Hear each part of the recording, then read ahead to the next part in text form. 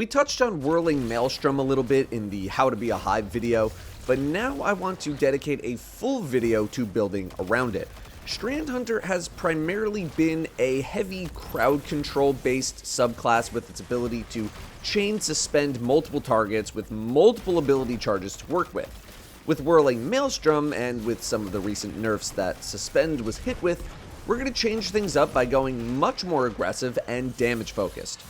Whirling Maelstrom, for those who did not catch the Hive Hunter video, is where tangles that are thrown or destroyed turn into little death balls that track down targets, attack them, and apply Unravel. These little death balls last around 10 to 15 seconds, and they deal pretty decent damage. Exotic choices are somewhat limited. We have a lot of neutral exotics to work with. Foe Tracer got the "this exotic now gives you weapon surge" treatment like many others have, and while on something like Solar can provide a huge boost, on Strand it just amounts to a bunch of surge mods, and that's it. Sure, we have the typical stuff, Dragon Shadow, 6 Coyote, but none of these are really earth-shattering choices for this build. However, our Strand exotic, Sir Terracnes Facade, fits in quite nicely with our objectives for the build. You gain Woven Mail when you activate Grapple. Very simple, but in this build, very potent. Aspects. Whirling Maelstrom, obviously one of them. The other one I'll encourage people to start out with is Widow's Silk. We are just gaining an extra grapple charge on this one, nothing complex or too deep to think about. Once you get more familiar with the build is when you could rotate to something like Ensnaring Slam for some bonus movement and crowd control effects, or Threaded Spectre, which received a pretty hefty buff recently for more defensive capabilities. For now, Widow's Silk is a very easy choice to make. It plays into our exotic choice as well. Let's use it to just learn the build first. Fragment-wise, you're probably not going to see too many surprises here. Generation, Fury, Transmutation, and Warding is where I think people should start. Warding is one that I feel can be potentially flexed out of the build pretty quickly because we should be relying on our exotic to provide Woven Mail. The only time we should be really entering a dangerous environment is if we're going for a grapple melee, which we'll only be able to do if we have a grapple, which will give us Woven Mail automatically. Generation and Fury just continue to be strong picks in general, feeding you more energy. I hope Fury makes a lot of sense. Transmutation is mainly for making sure we're generating tangles on cooldown, but as you learn the build, I also think could be flexed out for something else. Threat of Ascent, Isolation, maybe even Continuity, and Propagation are all fragments that I could see people rotating into once you get more comfortable with the build or want to go for something more specific. Ascent gives us a free reload when we grapple, which will be frequent. Isolation is more for endgame content, providing Sever, which does pair with Continuity quite nicely, while Propagation I would relegate to content where it's a bit more common to get melee final blows. I would also fully build into these setups. If you're running Propagation, you should be running Fury. Isolation pairs with Continuity, Ascent with Generation. Try to play to one strength while you're learning the build, and then you can mix in more if you want to take on more responsibility.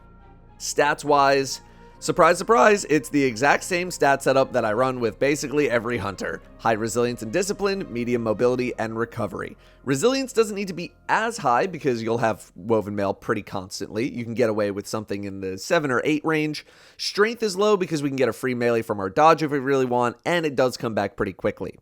Mod-wise, there are a few ways to play this. You could go for a grenade kickstart play. You could go for a Strand surge setup. The main goal is to be making tangles. So whatever route you want to take to make that happen is fine with me. Got your Siphon or Heavy Ammo Finder with hands-on in the helmet. You got kickstarts or energy regeneration mods in the gloves, resists in the chest, surges or orb mods in the boots, and some energy restoration mods in the class item and or powerful attraction. That's very good too, especially if you're running Thread of Warding.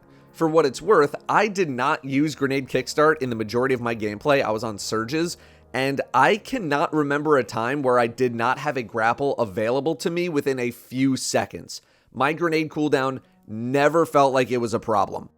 So like I just said, the ultimate goal is to be making tangles on cooldown and putting them in places where they're going to hit the most amount of enemies or just hit something for the longest amount of time.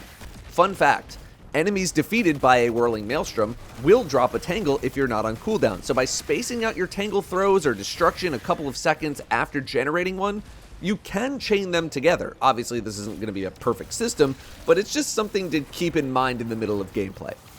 Whirling Maelstrom is what enables this very grapple-heavy, movement-heavy build, and I'll say right off the rip that if you're not using grapple on this setup, that you are limiting how powerful I think you can be. Not only can you grapple to a Tangle that's just sitting on the ground that just spawned in for free meaning no cooldown is used, but you can then grapple to it after you throw it for free, and you can grapple to a spinning Whirling Maelstrom again for free. Although you do need to be accurate if you're grappling to a Maelstrom that is hitting a target, as you may hit the target with your grapple instead. You have a ton of mobility with the setup, the ability to do multiple grapples for free on the same Tangle, flying all over the place. But don't get too worked up about trying to make sure that every single grapple you use is immediately refunded, because you'll get it back before you know it. This is something that can ruin builds for me. I get so focused on only doing a thing in the most optimal way possible that I barely end up interacting with the build at all. That is just no way to play the game. It's not fun. You will get your cooldown back, and it will be faster than you realize. Grapple to your heart's content here. You don't always need to wait for the perfect moment. Otherwise, in low and mid-tier content, this is a very high-power setup, lots of damage going out pretty much at all times, lots of potential actions to be making, it's high APM, but also plenty of room to just shoot your guns too if you want to do that. In endgame solo content, I think this build is not only usable, but a solid option, at least within this season. Here I am running a Master Lost Sector 20 levels under, and we're doing pretty well. There's not a lot of waiting around for a thing to happen, I don't need to set up a certain combo. It's just kind of a build that goes with the flow. You got a Tangle? Okay, well, I guess it's time to do some Tangle stuff. You throw the Tangle, it turns into a Maelstrom, you try to hit a grapple or something. You don't have a Tangle? Alright, no big deal. You just kind of carry on until you get one. It helps that this season has excellent weapons to deal with champions, though. Auto Rifle for Barrier, so Quicksilver Storm works amazingly. Fusion for Unstop, plenty of great fusions, and Machine Guns for Overload. I don't know what more you could ask for. Whirling Maelstrom does end up being a bit more of an accessory than the main outfit in these situations, though, since you don't have anyone to pull aggro from you, and flying all over the place isn't always a great idea in this kind of content. So speaking of that, in endgame group content, this build is as good as any sort of grapple melee type build is in that content, which is to say, your results may vary. More experienced players are going to be able to get away with stuff like grappling into a bunch of targets and slapping them in the face, kind of referring to a GM Nightfall in this case.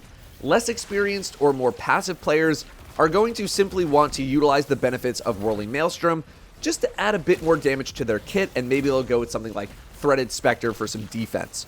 However, even though the Infinite Suspend build is a shell of its former self, Suspend is still good in coordinated groups, even if there is a bit of a higher risk with running a Hunter.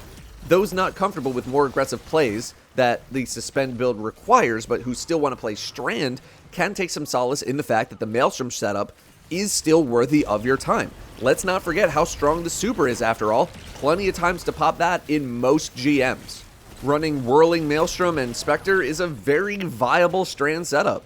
My experience in a GM was one that you would probably expect. You can grapple melee into some beefier targets. Doesn't mean it's a really good idea. Sure, you can grapple melee into that Knight, but not even Woven Mail is going to save you from the 2 or 3 shots that Knight will take on you at point blank range. So knowing your limits is rather important. A grapple melee is not going to be able to kill many things with an orange health bar in one go. It's just a fact. That means you need to educate yourself on the proper areas to perform more risky moves, aka learning the spawns, learning where you can and can't get away with certain movement. There will be times where it's just plain not a smart idea to go anywhere at all with a grapple because you're putting yourself in the middle of a ton of enemies, and Woven Mail only really goes so far. You need to show some restraint in high-level content, but that's going to separate the good players from the great players. For example, in the boss room of the Europa Heist GM, there are very limited opportunities to just be flying all over the place. And the last thing you want to do in a GM is fling yourself into a pack of enemies, die, and then have to try to get your team to revive you in the worst spot imaginable. That's all from me on this build. Overall, I really like this setup. I think it's super strong, very high power, but the harder things get, the more aware you need to be of your capabilities. It's not as safe as the suspend build from the previous 2 seasons for multiple reasons, but it's definitely the build I would start rotating to as a Strand Hunter if you're looking for something a little more action-packed, or if you still just want to play Strand in general.